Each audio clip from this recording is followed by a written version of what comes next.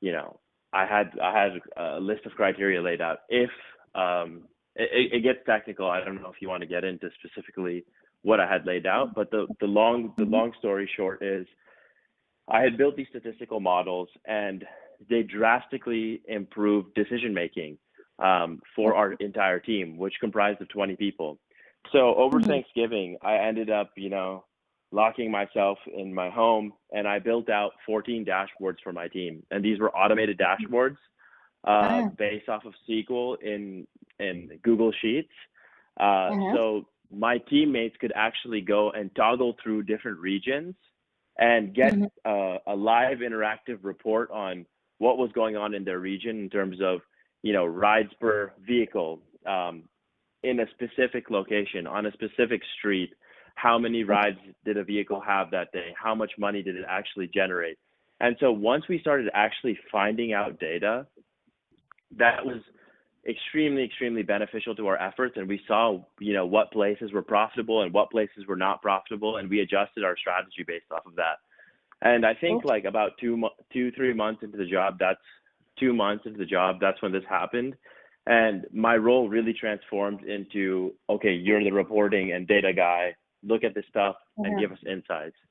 So I took on a couple other projects in that regard. I would always do that. I would take on ad hoc projects, from product team, from supply chain team was a big one. They would always give me ad hoc analysis. And for those type of ad hoc materials, I would use a combination of SQL, Mode, and Tableau to really generate those dashboards and those results and those visualizations. So it's the same.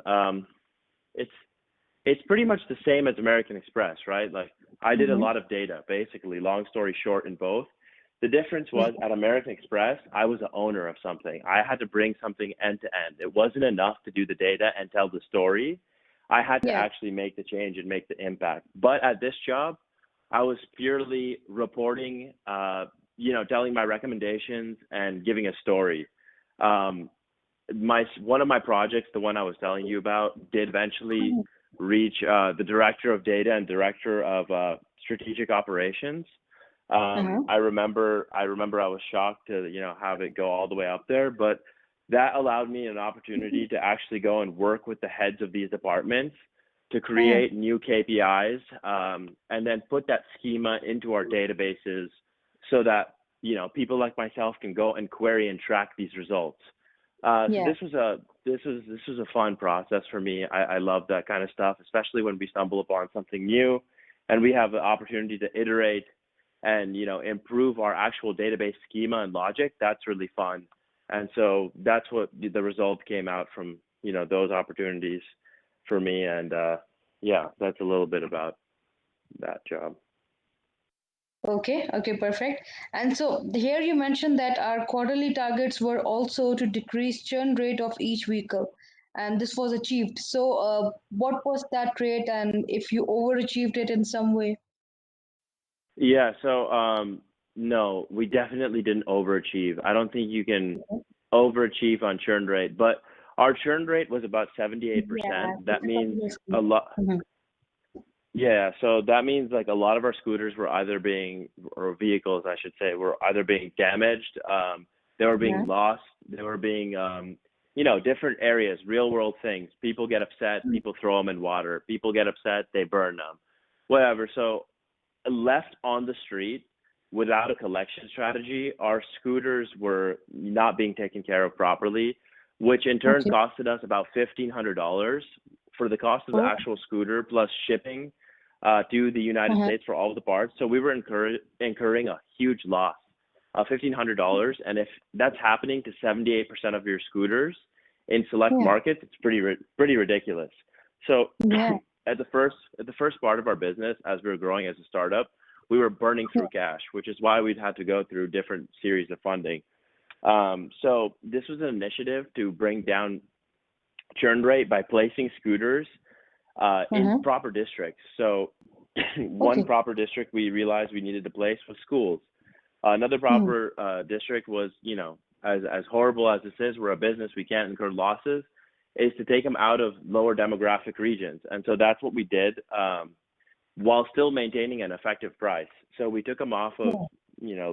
lower socioeconomic regions, placed them into higher ones, and that had a significant reduction in our churn rate, which in turn not only Mhm. got us more rides per vehicle, but it also saved us on the $1,500 we were losing every time we'd have to basically get a new scooter. Yeah. Okay. Yeah, Okay. so That's. Mhm. this eventually started this whole initiative, which is, and I didn't mention this on the thing, and I think this is important. This Okay. eventually started an initiative where instead of, even if we found a scooter that was damaged, as Uh-huh. long as the scooter was found, that was a win for us. Why? It's because we didn't have to pay for the direct components in supply chain for a completely new vehicle. So what we would do is Yeah. start recycling these scooters, and that set up a whole thing.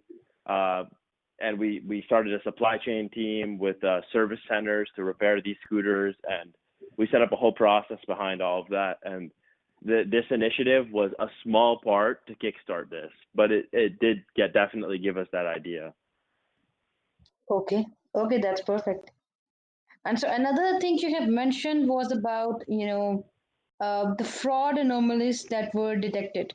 So was that also a result of the clustering analysis that you conducted? No, so the no. So the fraud analysis and sorry, the fraud anomalies that we detected was Mm-hmm. pure. That was a pure data project that didn't involve clustering. It was more of like a digging through and wrangling the data project. And that was discovering, we had different gig economy workers in our business model. So, for example, we had something called a charger, and we had something called a mechanic. And these people would not be direct employees of the company, but they would also be an extension. So think of something like Uber Eats drivers or Uber drivers, something along that line. They're Mm-hmm. an extension of your company. They're not directly employed. So we had a lot of people in our gig economy workforce, and Uh-huh. those people were actually committing fraud against us. So we would have, Oh.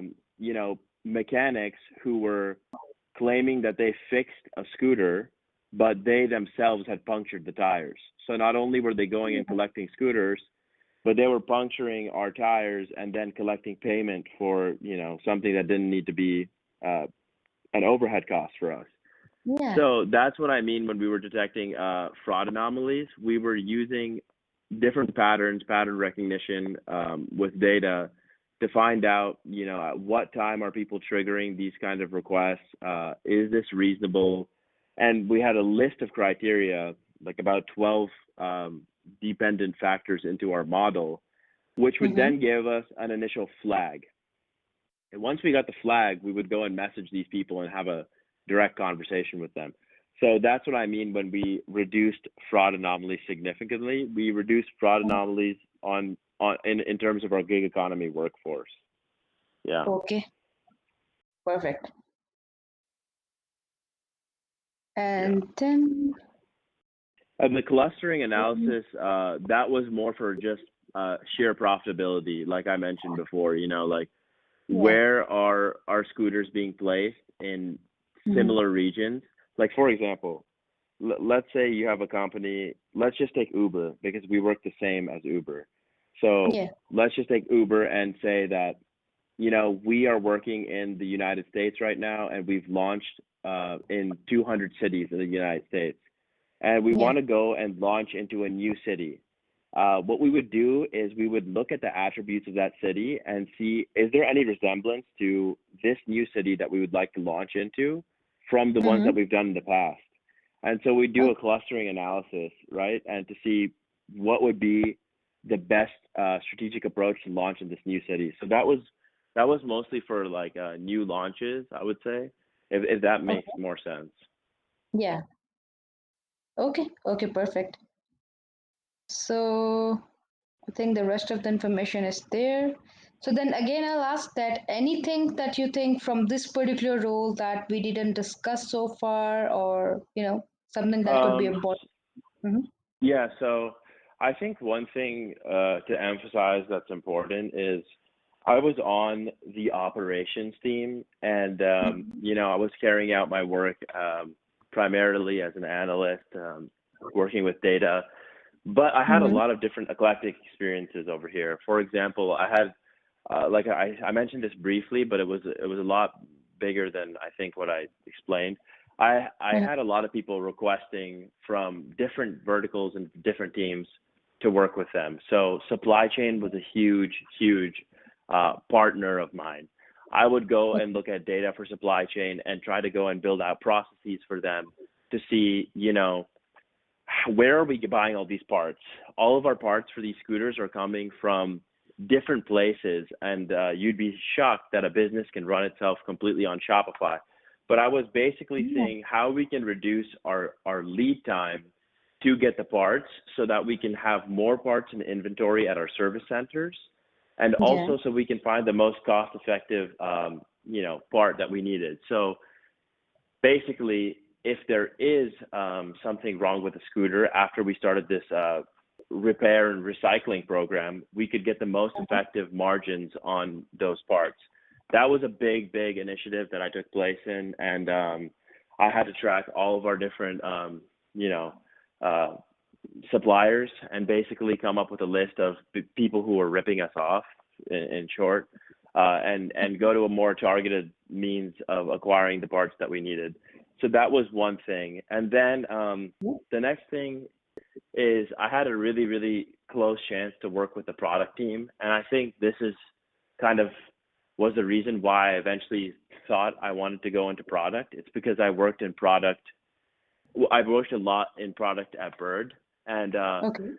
with product at Bird, I really had the chance to see this machine learning algorithm that our machine learning team had built, and it was called the Drop Engine. And basically, it would give our gig economy workforce that I mentioned the opportunity to see where to drop off our scooters on a mobile application. So I was Okay. working alongside of these people as well, seeing who they should actually target, and that was another data, decision and strategic initiative. I think that might be important to mention a little bit. Um, Yeah. if we have room to mention it, and that kind of spearheaded my own interest into product and seeing how I could use data to influence product. And eventually, I had Mhm. this opportunity from American Express, and I didn't want to leave the company, but I had a good opportunity, or at least what I thought at the time. So I took that. I didn't like leave to not do anything. I left for the Amex job, but it didn't turn out to Okay. be the way I wanted it to be. Yeah, so that's the story. Okay. Okay. Makes sense. Okay. And Yeah, I so, think I think yeah. yeah. Yeah, please. Sorry, go ahead. No, I was just asking about the overall resume. So, yeah. So, what were you trying to add?